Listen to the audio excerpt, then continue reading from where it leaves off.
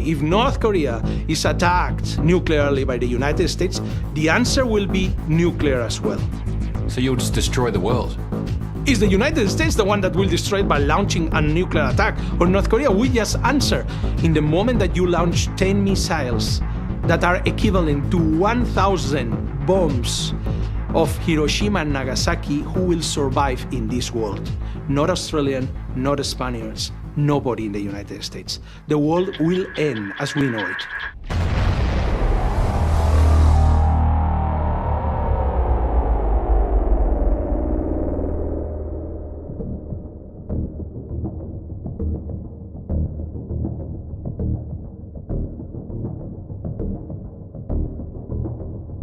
U.S. nuclear commander says he would refuse nuclear strike orders from President Trump if those orders were illegal.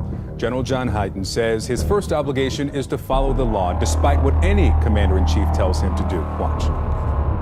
I provide advice to the president. He'll tell me what to do, and if it's illegal, guess what's going to happen? You say no. I'm going to say, Mr. President, it's illegal. And guess what he's going to do? He's going to say, what would be legal? And we'll come up with options of a mix of capabilities to respond to whatever the situation is. And that's the way it works. It's not that complicated. Well, the general's comments came as part of a larger conversation, as you saw there, and it's happening while Democrats are raising concerns about the president's command of nuclear weapons, and not just Democrats, some Republicans too. Critics say the president's past comments show how he's prone to lash out at enemies like North Korea. Let's bring the panel back in. We've got with us Julian Zelizer, Errol Louis. Let me go first to content and then to context. Errol, first to you. Is it as simple as he says?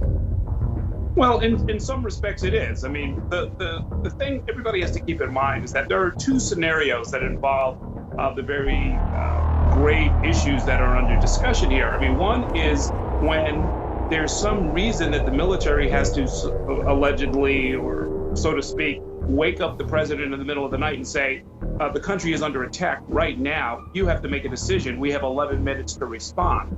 That's one set of circumstances. I think what was under discussion, the hypothetical that was put to General Hyten, was what if the president comes to the military and says, there's a threat that's out there. It's not going to be felt in 11 minutes, but we've got to do something. I want to use nuclear weapons to make foreign policy happen with North Korea or some other nation. That's a different kind of a conversation. And the assumption there is that there are some hours, days, or even weeks to try and fashion a response. I believe that's what he was really getting at there. All right, so context now to my historian, Julian Zelizer. Is it common to hear the top U.S. nuclear commander speak about this in the hypotheticals of an illegal order from the president? No, it's not. I think there's been an assumption at some level that the president is rational, that the president will have some sense of both the risks and the threats of launching a nuclear war. And so some of this discussion is very particular. It's about the current president rather than the president in general.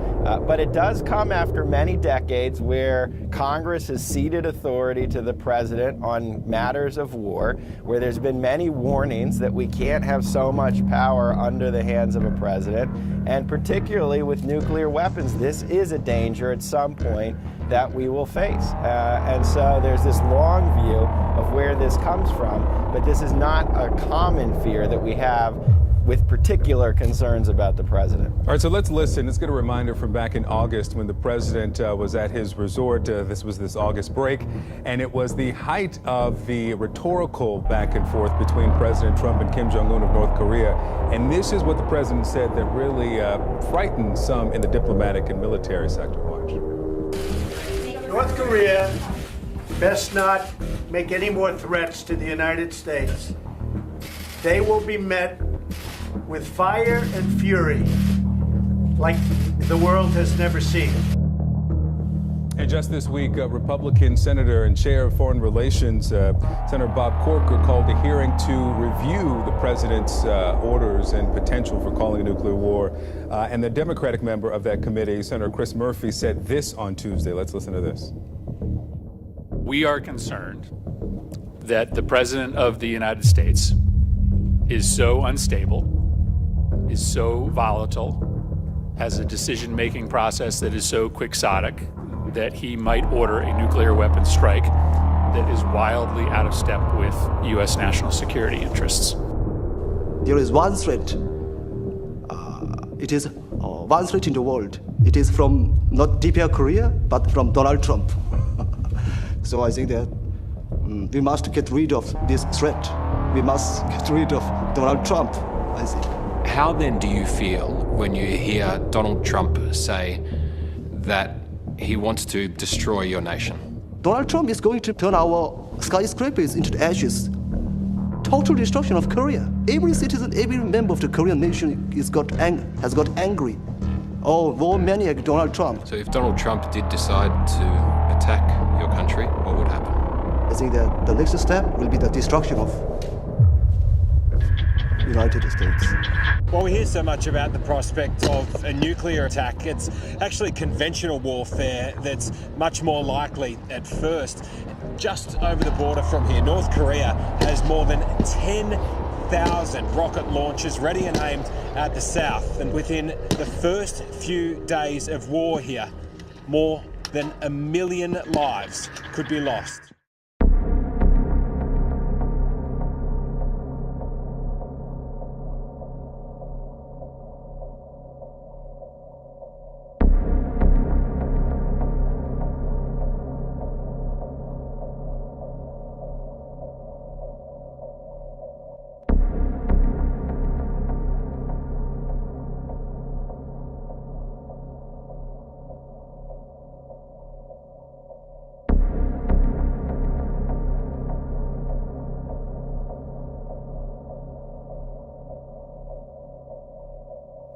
Seoul's top intel agency warned North Korea is trying to upgrade weapons capabilities to hold leverage against Washington. That recently Pyongyang seems to have conducted an engine test for its ballistic missile. Kim Hyun-bin shares with us their analysis. South Korea's intelligence agency says that there is a possibility that North Korea could launch another ballistic missile before the end of the year. During a briefing to the National Assembly's Intelligence Committee, the National Intelligence Agency said on Monday that suspicious movements have been detected at North Korea's missile test site, and added that the regime seems to have conducted an engine test for ballistic missiles. The spy agency and military experts say that North Korea is trying to enhance its ballistic missile capabilities. Kim Jong-un ordered during his New Year's address the completion of the regime's nuclear arsenal. That is why the North has conducted its 6th nuclear test and kept developing its ICBM capabilities.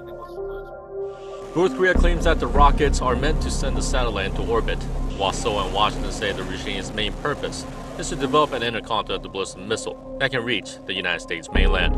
Seoul's spy agency also said during the briefing that the North has inspected its military's General Political Bureau for the first time in 2 decades, punishing Bureau's chief, Hwang Pyong-seo, and deputy chief, Kim Won-hong, along with other military officers.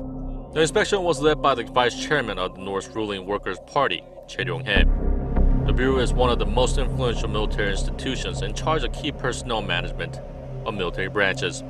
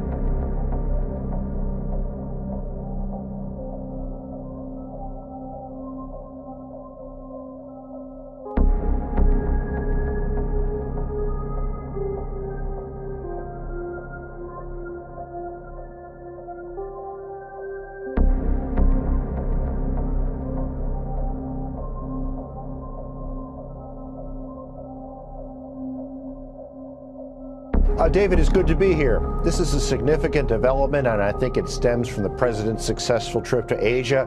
But we have to put this in perspective. North Korea and China have exchanged envoys like this on several occasions since 2013. On some occasions, both nations refused to accept an envoy from the other. North Korea sent an envoy to China in 2016. but nothing has happened. What's different here is that I think we have a president in the U.S. that both nations believe could possibly use force if necessary. And I think China is very worried about the possibility of war in the Korean Peninsula and a possible nuclear accident if North Korea continues to test these enormous nuclear devices underground.